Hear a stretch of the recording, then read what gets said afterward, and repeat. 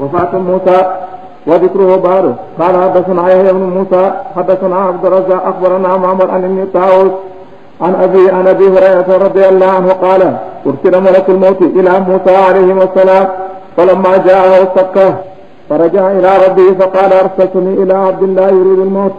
قال ارجع إليه فقل له يضع يده على مبنى ثور فله بما غطت يده بكل شعرة سنة. قال أي ربي ثم ماذا؟ قال الموت. قال فالآن؟ قال فسأل الله أن يبنيه من الأرض المقدسة رمية بحجر. قال أبو هريرة فقال رسول الله صلى الله عليه وسلم لو كنت ثم لأريتكم قبره إلى جانب الطريق فتى الكثيب الأحمر. قال وأخبرنا معمر عن همام حدثنا أبو هريرة عن النبي نحوه.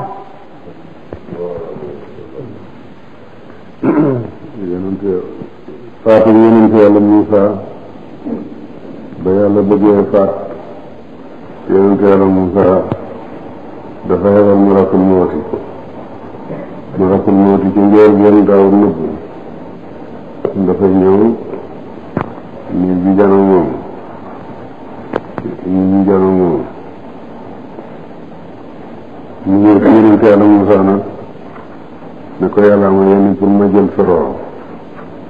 Muusaa daal di ko teg loolu xiblat bi mu dellu ci Yàlla ne ko xewal na ci sa jaam boo xam ne kat mu la dee bëggul dee bañ na moomu pes day lëqi na sama bët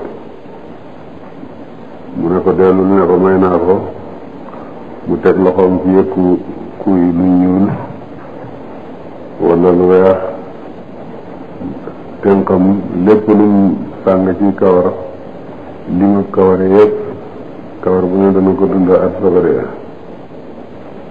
mu ne ko booy gannaaw bu kawar yi jeexee lu ci topp mu ne ko dee mu ne laa guddee ci dee mu ne ko bonal ne léegi ñaan nag ne Yàlla nag ma jegeel Baytul Maqdis nga xam ne ku sànniw saan ku taxaw ci sama bàmmeel bi sànniw saan mu àgg ci Baytul Maqdis.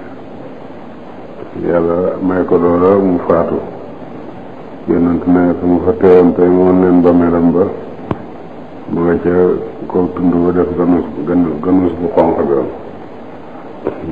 ba léegi barab ba mën nañoo xam barab ba rek waaye xamul foofu bàmmeelam Muusaa nekk loolu ci xasaay si yonent la bokk sallallahu alayhi wa sallam mboolem yonent Yàlla yëpp amul benn yonent boo xam ne wóor nañu ne